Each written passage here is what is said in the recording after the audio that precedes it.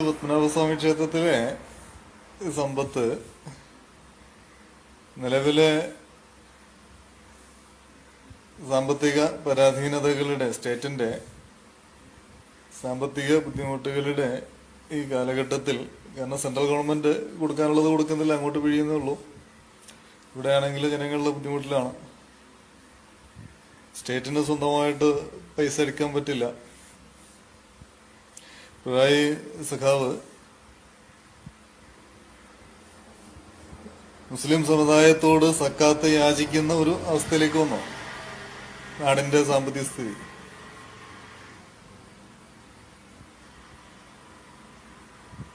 അപ്പൊ അത്തരമൊരു സാഹചര്യത്തിൽ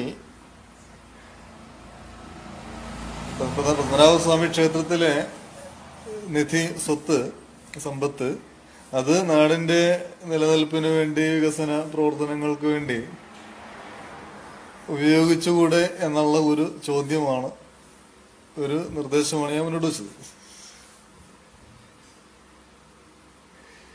തീർച്ചയായിട്ടും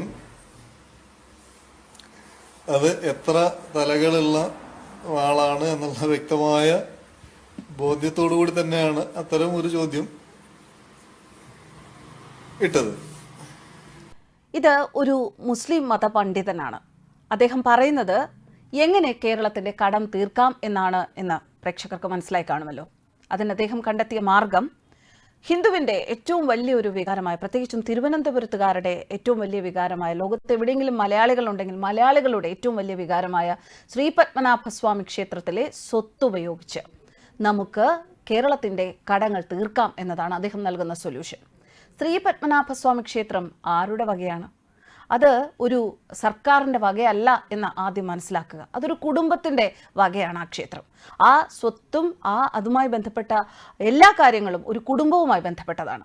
ആ കുടുംബത്തിലെ ആ സ്വത്തിൽ കണ്ണുവെച്ചുകൊണ്ട് എങ്ങനെ കേരളത്തിന്റെ കടം തീർക്കാൻ ശ്രീ പത്മനാഭസ്വാമി ക്ഷേത്രത്തിലെ സ്വത്ത് വകകൾ, അതായത് പത്മനാഭന്റെ സ്വത്ത് വകകൾ ഉപയോഗിച്ച് കേരളത്തിന്റെ കടങ്ങൾ തീർക്കാമെന്ന് ഇദ്ദേഹം പറയും.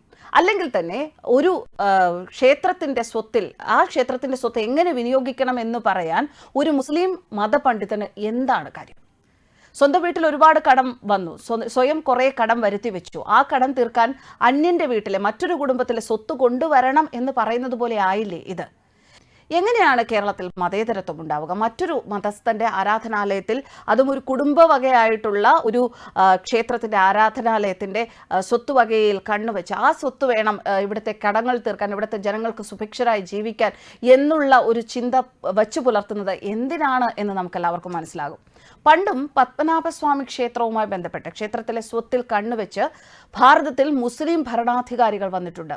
തിരുവിതാംകൂറിനെ ആക്രമിച്ച് കീഴടക്കി ശ്രീ പത്മനാഭസ്വാമി ക്ഷേത്രത്തിലെ കണക്കില്ലാത്ത അമൂല്യ സ്വത്ത് വിഹിതം കൈക്കലാക്കാനുള്ള അത്യാഗ്രഹം തകർത്തുകൊടുത്തത് തിരുവിതാംകൂർ സൈന്യമാണ്. തിരുവിതാംകൂർ സൈന്യം ടിപ്പുവിനെ നെടുങ്കോട്ടയ്ക്കകത്തിട്ട് വെട്ടിയ ഒരു സംഭവം ഉണ്ടായിട്ടുണ്ട്. ഹൈദരാലിയുടെ ആക്രമണകാലം മുതൽ ഇസ്ലാമിക അധിനിവേശം മലയാളത്തിന്റെ മണ്ണിലേക്ക് കടന്നു വന്നിരുന്നു. ഇസ്ലാം വേരുറപ്പിച്ച സ്ഥലങ്ങളിൽ ചെറുകലാപങ്ങളായി അത് നിലനിൽക്കുകയും ചെയ്തിരുന്നു. ഇത് കണ്ണൂരിലും കാസർഗോഡും വയനാട്ടിലേക്കും വ്യാപിപ്പിക്കാൻ ശ്രമം നടത്തി എങ്കിലും പഴശ്ശി തമ്പുരാന്റെ വീറിന് മുന്നിൽ അതെല്ലാം വിഫലമാവുകയായിരുന്നു. അതുപോലെ മലബാർ കീഴടക്കി തെക്ക് തിരുവിതാംകൂറിലേക്ക് പടയോട്ടം ആരംഭിച്ച ടിപ്പുവിനെ നേരിടേണ്ടി വന്നത് വമ്പൻ പടക്കോട്ട കെട്ടി ബുദ്ധിയും ധീരതയും കൈമുതലാക്കി കാത്തുനിന്ന രാജാ കേശവദാസ് എന്ന ചാണക്യനെയും വൈക്കം പത്മനാഭപിള്ള എന്ന വീരനെയുമാണ്. ഈ ചരിത്രമെല്ലാം ഇന്നത്തെ തലമുറകളിൽ എത്ര പേർക്കറിയാം? ആർക്കും അറിയില്ല. സ്വന്തം പൈതൃകത്തിൽ ഇത്രയും വലിയ പോരാട്ട വീര്യം ഒളിഞ്ഞിരിപ്പുണ്ടെന്ന് പുതുതലമുറ അറിയാതിരിക്കാൻ ഇവിടുത്തെ ഇടത് ചരിത്രകാരന്മാർ ലക്ഷ്യമിടുന്നുണ്ട് എന്നതും വാസ്തവം. തിരുവനന്തപുരത്ത് പാളയത്ത് മുസ്ലിം പള്ളി വരുന്നതിന് മുൻപ് അവിടെ ഒരു ഗണപതി ക്ഷേത്രം ഉണ്ടായിരുന്നു. ഇന്നും അതിനടുത്തൊരു ക്ഷേത്രമുണ്ട്, ഗണപതി ക്ഷേത്രമുണ്ട്. നഗരത്തിന്റെ ഹൃദയത്തിൽ രാജഭരണകാലത്ത് തന്നെ 91 സെന്റ് സ്ഥലമുണ്ടായിരുന്ന ഗണപതി കോവിൽ ഇന്ന് വെറും 8 സെന്റിലേക്ക് ചുരുങ്ങിയിരിക്കുന്നു. ഇതിന്റെ ബാക്കി സ്ഥലം മുഴുവൻ കയ്യേറിയതാണ്. കയ്യേറ്റക്കാരിൽ ചിലർ കയ്യേറിയ ഭൂമിയുടെ അവകാശത്തിനും പട്ടയത്തിനുമായി സംസ്ഥാന സർക്കാരിനെ സമീപിച്ചിരുന്നു. ഇന്നത്തെ സാഹചര്യത്തിൽ ഇസ്ലാമിക ഭീകരവാദികളും തീവ്രവാദ സംഘടനകളും ആവശ്യപ്പെടുന്നത് എന്തും അതേപടി അംഗീകരിച്ചു കൊടുക്കുന്ന ഒരു മുഖ്യമന്ത്രിയും ഇടതുമുന്നണി സർക്കാരും ഈ ക്ഷേത്രത്തിന്റെ സ്ഥലവും പതിച്ചു കൊടുക്കാനുള്ള എല്ലാ സാധ്യതയും ഉണ്ടായിരുന്നു. കേരളത്തിലുടനീളം ഈ അവസ്ഥ നമുക്ക് കാണാവുന്നതാണ്. കേരളത്തിന്റെ തെക്കേ അറ്റം മുതൽ വടക്കേ അറ്റം വരെയുള്ള ക്ഷേത്രങ്ങൾ തന്ത്രസമുച്ചയത്തിലെയും മറ്റ് തന്ത്രശാസ്ത്ര ഗ്രന്ഥങ്ങളുടെയും അടിസ്ഥാനത്തിൽ പ്രതിഷ്ഠ നടത്തിയിട്ടുള്ളതാണ്. രാജഭരണകാലം മുതൽ തന്നെ മിക്ക ക്ഷേത്രങ്ങളുടെയും നിത്യനിദാനത്തിനും നടത്തിപ്പിനും ക്ഷേമപ്രവർത്തനങ്ങൾക്കുമൊക്കെ ധാരാളം സ്ഥലങ്ങളും നിലങ്ങളും ഒക്കെ തന്നെ മാറ്റിവെച്ചിട്ടുണ്ട്. കാലാകാലങ്ങളായി ഇടതുമുന്നണിയും വലതുമുന്നണിയും മാറി മാറി ഭരിച്ചപ്പോൾ ഈ ക്ഷേത്ര സ്വത്തുക്കൾ പലതും അന്യാധീനപ്പെടുകയും കയ്യേറ്റം നടത്തി അപഹരിക്കുകയും ചെയ്തിട്ടുണ്ട്.